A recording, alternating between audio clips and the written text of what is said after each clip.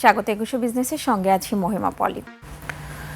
দর্শক, ঢাকা স্টক এক্সচেঞ্জের লেনদেনের সমাপ্তি হয়েছে আজকে এবং সপ্তাহের দ্বিতীয় কার্যদিবস কিন্তু লেনদেনের গতি গত কার্যদিবসের সাথে যদি আমরা একটু কম্পেয়ার করি সেই জায়গা থেকে কিন্তু লেনদেনের অবস্থানটা একটু ভালোই ছিল এবং সূচকের উত্থানে আজকে লেনদেনের সমাপ্তি হয়েছে ঢাকা স্টক এক্সচেঞ্জে। এবং গত কার্যদিবসের সাথে যদি কম্পেয়ার করা হয়, গত কার্যদিবসে যেখানে 829 কোটি টাকার মতো লেনদেন ছিল সেখানে দেখা যাচ্ছে 876 কোটি টাকা লেনদেনের পরিমাণ ছাড়িয়েছে দিন শেষে। আমরা যদি একটু সূচকের অবস্থান দেখে নিই, আপনারা দেখছেন যে 11 পয়েন্টের মতো দিন শেষে ডিএসসির প্রধান সূচকটি পজিটিভ ছিল, 5276 পয়েন্ট এই সূচকের অবস্থান ছিল। এবং লেনদেন হওয়া প্রতিষ্ঠানগুলোর মধ্যে দর বাড়ার সংখ্যাটাই বেশি ছিল।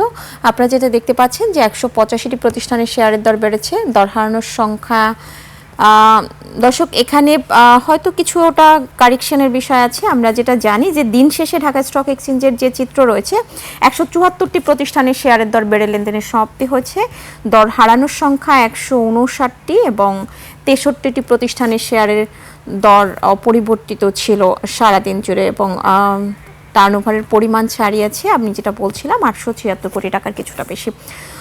তো দর্শক, ঢাকা স্টক এক্সচেঞ্জের দিন শেষের খবরাখবর শুনছিলেন। পুঁজিবাজার নিয়ে আরও বিস্তারিত জানতে এখন আমরা কথা বলবো ইনভেস্ট্রিট অ্যাসেট ম্যানেজমেন্টের সিইও ইমরান হাসানের সঙ্গে। জি, আপনাকে স্বাগত আমাদের আজকের অনুষ্ঠানে। ধন্যবাদ মহামেপদে। জি, আমরা যদি একটু শুরু করি যে গত মার্চে কিন্তু ঢাকা স্টক এক্সচেঞ্জের লেনদেনে কিছুটা স্লো ছিল, কিন্তু এপ্রিলে কিন্তু একটা ভালো একটা গতি দেখেছি। যদি এটা নিয়ে একটু শুরু করি, সেক্ষেত্রে এটা নিয়ে আপনার মন্তব্য কি? হ্যাঁ জি, ধন্যবাদ। মার্চে আসলে আমাদের যে মার্কেটে কারেকশনটা ছিল, এই কারেকশনের মূল একটা কারণ ছিল হচ্ছে আপনার ইউএসএ ইরানের যে যুদ্ধটা।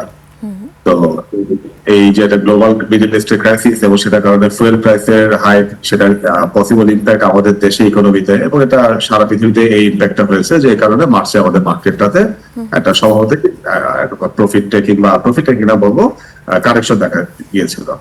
তবে এখানে আমরা দেখেছি যে এই মার্কেট যে এই ঘুরে দাঁড়ানোর কারণটা খুব ম্যাসিভ র্যালি ছিল তা না, বাট মার্কেট বললে 2.1% আপ ছিল এপ্রিলে। এটা মূল যে কারণটা ছিল সেটা হচ্ছে আমরা দেখলাম যে এই মিডল ইস্ট টেনশনটা অনেকটাই কমে আসছিল এবং সেটা আপনি আরো স্পষ্ট বুঝতে পারবেন যদি আপনি মনে করে দেখেন এপ্রিলের 8 তারিখে ডিএসসি সূচকটা একদিনে 3.12% বেড়ে যায়। একটা সিজনে 3% বেশি সূচক বাড়ে, এটা একটা রেয়ার ইভেন্ট। এবং সেদিন একটা ঘোষণা আসছিল, যুদ্ধবিরতির ঘোষণা এই ইউএসএ ইরানের, এবং সেই ঘোষণার ফলশ্রুতিতে আমরা দেখি মার্কেটে খুব পজিটিভলি রিয়াক্ট করে। সেটা থেকে আরো বোঝা যায় যে মার্চের যে কারেকশনটা ছিল বা মার্কেট যে পড়েছিল সেটা মূল কারণ ছিল আসলে এই যুদ্ধটা। আর যখন আমরা একটু যুদ্ধবিরতির একটা খবর পাই সেই কারণে মার্কেট খুব পজিটিভলি রিয়াক্ট করে এবং পরবর্তীতে দেখা গিয়েছে যে কিছুটা আগে থেকে ইন্টেন্সিটি কম মনে হওয়াতে যুদ্ধের আমরা মার্কেট একটা পজিটিভ র্যালি দেখি। এবং সেই সাথে আরেকটা খুব বড় ইভেন্ট যেটা আমরা এপ্রিল মাসে দেখেছি, এই সময়টাতে ব্যাংক, ইন্স্যুরেন্স এবং এনবিএফআই গুলার ইয়ারের ডিভিডেন্ড ডিক্লারেশনের সিজন ছিল, যেটা ডিসেম্বরে তাদের ইয়ারের এই তিনটা সেক্টরের এবং কিছু মাল্টিন্যাশনাল কোম্পানি। তো এই এপ্রিলে যে ডিক্লারেশন গুলো আসছে এখানে অবশ্যই কিছু ব্যাংক ভালো করেছে, কিছু ব্যাংক ভালো করেনি, বাট ইন জেনারেল যদি বলি এখানে আমরা 30টা ব্যাংকের মধ্যে 21টা ব্যাংকের আসলে আর্নিং গ্রোথ হয়েছে আগের বছরের তুলনায়, আর 9টা ব্যাংকের আর্নিং কমেছে। তো ওভারঅল সেক্টরের আর্নিং গ্রোথটা বেশ ভালো ছিল। তো সেই কারণে ব্যাংক সেক্টর যেহেতু ওয়েটটা ইন্ডেক্স অনেক বেশি, এই প্রভাবটার কারণে সূচক অনেকটা বেড়েছে। একই সাথে ইন্স্যুরেন্স সেক্টর একটা ভালো র্যালি ছিল, বাট সেখানে কিছু র্যালি ছিল যেটা জাস্টিফাই করে, কিছু ইন্স্যুরেন্স ভালো আর্নিং করেছে আর কিছু কোম্পানি র্যালি করেছে। আমার মনে হয় স্পেকুলেটিভ মুভ ছিল, small cap, mid cap insurance company. তো আমার মনে হয় যদি আপনি গেইনার লুজার দেখেন এপ্রিলে, পুরো এপ্রিলে গেইনার লুজার কিন্তু কাছাকাছি ছিল। আমার ধারণা গেইনার ছিল 190-92টার মতো, লুজার ছিল 180টার উপরে পুরো মাস জুড়ে। বাট ইন্ডেক্স সেই তুলনায় অনেকটা আপ ছিল, কারণ কিছু লার্জ ক্যাপ ভালো ভালো কোম্পানি, বিশেষ করে কিছু ব্যাংক এই সময় ভালো আর্নিং ডিক্লেয়ার করার জন্য তাদের প্রাইস ভালো মুভমেন্ট হয়েছে এবং সেটার প্রভাব সূচকে পড়েছে। জি, আমরা যদি একটু এখানে আসি, আমরা ব্যাংকিং সেক্টরটা নিয়ে যদি একটু পরে কথা বলি, তার আগে আপনি কিছুক্ষণ আগে বলছিলেন যে ইন্স্যুরেন্স সেক্টরের একটা র্যালি ছিল। যদিও ইন্স্যুরেন্স সেক্টর ডিভিডেন্ডটা কিন্তু বেশ ভালোই ছিল এবং এটা স্যাটিসফ্যাক্টরি লেভেলে ছিল। তো সেই জায়গা থেকে ইন্স্যুরেন্স সেক্টরের যে র্যালি, এটা আসলে কতটা জাস্টিফাইড মনে হচ্ছে আপনার কাছে? ইন্স্যুরেন্স আসলে ভালো ছিল, আমি বলবো যেটা সবগুলা ইন্স্যুরেন্স কোম্পানির অত ভালো ছিল না। হ্যাঁ, কিন্তু ব্যাংকের সাথে ইন্স্যুরেন্সের আমি পার্থক্যটা যেটা বলি, ব্যাংকের আর্নিং ডিক্লারেশন যেগুলো ভালো আসছে, ডিভিডেন্ড যেগুলো সারপ্রাইজ করেছে, ভালো হিল্ড পেয়েছে ইনভেস্টররা ডিভিডেন্ড দিয়ে, সেই ব্যাংকগুলোতে কিন্তু খুব ম্যাসিভ র্যালি হচ্ছে। আপনি দেখবেন এপ্রিলের শেষের দিকে এনসিসি ব্যাংকের ডিভিডেন্ড ডিক্লারেশন হয় এবং এই ব্যাংকটার প্রাইস বেশ কম ছিল, সেই তুলনায় যে ডিভিডেন্ডটা আসে বিনিয়োগকারীরা সেটাকে বেশ লুক্রেটিভ মনে করে এবং ডিভিডেন্ড ডিক্লারেশনের দিন এটা সিঙ্গেল ডেতে এটা শেয়ার প্রাইস 20% উপর বেড়ে যায়, যেহেতু ডিক্লারেশন দিন সার্কিট ব্রেকার থাকে না। জি তার মানে এখানে বিনিয়োগকারীরা যথেষ্ট স্মার্টলি যে ব্যাংকগুলো ভালো করেছে তাদেরকে রিওয়ার্ড দিয়েছে, প্রাইস বেড়েছে, আর যে ব্যাংকগুলো ভালো করেনি তাদেরকে পানিশ করছে। জি আপনি টপ 10 মধ্যে দেখবেন যে এই সময়টাতে খারাপ ব্যাংকগুলো ছিল যারা ভালো ডিক্লারেশন দিতে পারেনি। কিন্তু ইন্স্যুরেন্স সেক্টরে এই ব্যাপারটাতে আমি বলবো যে মিক্সড একটা ব্যাপার ছিল। অনেক ইন্স্যুরেন্স কোম্পানি আসলে অনেক ভালো করেছে, ভালো গ্রোথ ছিল, ভালো ডিভিডেন্ড দিয়েছিল, সেগুলো প্রাইস অনেক বেড়েছে। আবার কিছু ইন্স্যুরেন্স কোম্পানি তাদের সেরকম আর্নিং গ্রোথ ছিল না, তেমন আহামরি কিছু ছিল না, বাট তাদেরও প্রচুর র্যালি হয়েছে, কারণ দেখা গিয়েছে সেই কোম্পানিগুলোর মার্কেট ক্যাপিটালাইজেশন অনেক কম, 100 কোটি 200-300 কোটি টাকা। তো সেই কারণে আমার যেটা মনে হয় এখানে একটা স্পেকুলেটিভ মুভও হয়েছে। তো আমি মনে করি ইন্স্যুরেন্সটাতে মিক্স ছিল, এটা নট লাইক ব্যাংকের মতো এত এফিসিয়েন্ট ছিল। এখানে ভালো আর্নিং অনেক কোম্পানি অবশ্যই করেছে, বাট ওভারঅল এখানে ব্যাংকের মধ্যে এত এফিসিয়েন্টলি মার্কেট রিয়াক্ট করে অনেক শেয়ার প্রাইসই আননেসেসারিলি ওভার প্রাইস হয়ে গেছে বিকজ অফ লো লিকুইডিটি এবং লো মার্কেট ক্যাপ।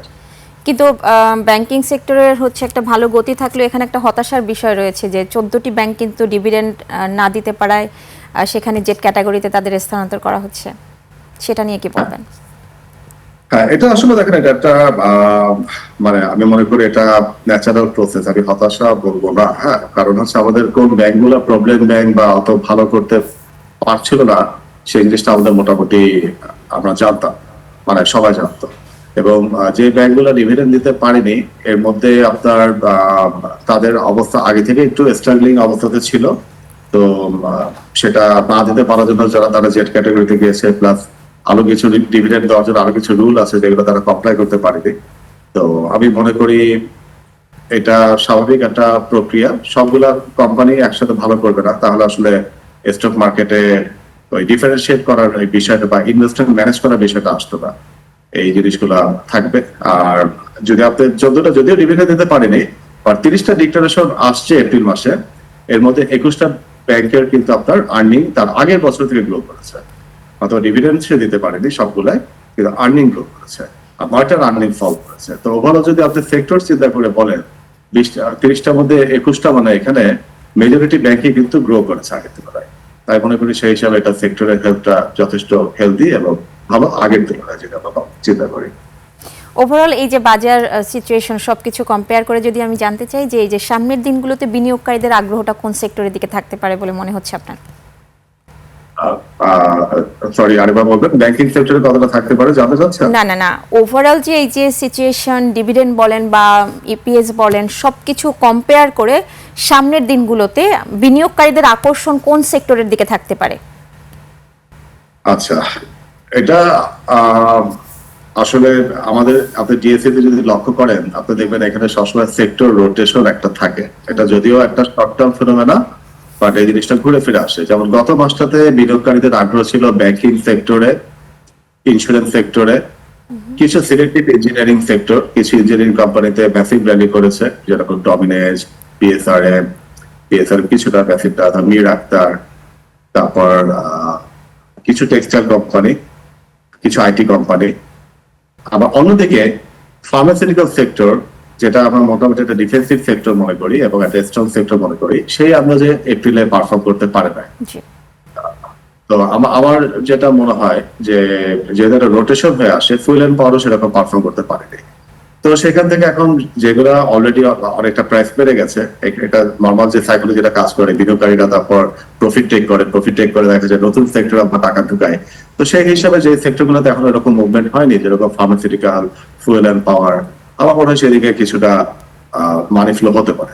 তবে এর মানে এই না যে সেক্টরগুলো র্যালি করেছে সেগুলো সবগুলোর দাবি পড়ে যাবে, কারণ যে সেক্টরগুলো জাস্টিফাইড কারণে র্যালি করেছে, যেরকম কিছু স্টক ব্যাংকিং সেক্টরে যেগুলো অনেক আন্ডারভ্যালুড হয়েছিল, ইনফ্যাক্ট এখন দাম বাড়ার পরও আন্ডারভ্যালুড আছে, সেগুলোতে হয়তো বা র্যালি বা আপার মুভমেন্ট কন্টিনিউশন থাকবে।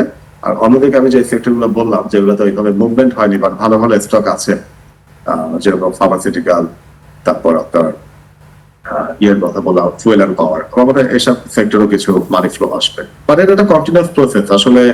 এটা আপনি প্রতি মাসেই দেখবেন যে এটা চেঞ্জ হচ্ছে, ইভেন 10-15 দিন পর পরও চেঞ্জ হচ্ছে। বাট ভালো কোম্পানি যেগুলো সেটার মুভমেন্টটা সাস্টেনেবল হবে, সেটা বাড়তে থাকবে। সামনে আসলে ঈদ, তো মার্কেট কেমন যেতে পারে খুব ছোট্ট করে জানতে চাইবো। আমার মনে হয় মে মাসটাতে মার্কেট একটা রেঞ্জ বাউন্ড মুভমেন্ট হবে। এখানে খুব ম্যাসিভ র্যালি বা ম্যাসিভ কারেকশন হওয়ার সম্ভাবনা কম, আনলেস যদি বড় কোনো ম্যাক্রো ইকোনমি বা এই ওয়ার গ্লোবাল বা ম্যাক্রো ইকোনমি পজিশন চেঞ্জ না হয়। আদারওয়াইজ আমি মনে করি যদি টার্নওভার 750 কোটি প্লাস থাকে, ইন্ডেক্স হয়তো আমরা একটা এপ্রিলে যেরকম দেখেছি একটা রেঞ্জের মধ্যে আমরা একটা আপস এন্ড ডাউন দেখতে পাবো। কারণ কোরবানিদের সময় কিছুটা লিকুইডিটি প্রেসারও আসে মার্কেটে, আবার at the same time market এখন আন্ডার ভ্যালুড হয়ে আছে স্টিল। আমি মনে করি একটা রেঞ্জ বাউন্ড মুভমেন্ট দেখতে পাওয়ারই সম্ভাবনা কম, সম্ভাবনা বেশি, যদি না বড় কোনো ইকোনমিতে কোনো চেঞ্জ না আসে বা এই ওয়ার বা মিডল ইস্ট টেনশনে বড় কোনো চেঞ্জ না আসে। জি, ধন্যবাদ আপনাকে সময় দেওয়ার জন্য। আপনাকে ধন্যবাদ। জি। দর্শক, এতক্ষণ আমরা পুঁজিবাজার পরিস্থিতি নিয়ে কথা বলছিলাম ইনভেস্ট ইট অ্যাসেট ম্যানেজমেন্টের সিইও ইমরান হাসানের সঙ্গে। নিচ্ছে একটা বিরতির পর দেশ বিদেশের অর্থনীতি এবং ব্যবসা বাণিজ্যের নানা খবর নিয়ে আসছেন মার্জিয়া প্রেয়সী। সঙ্গেই থাকুন।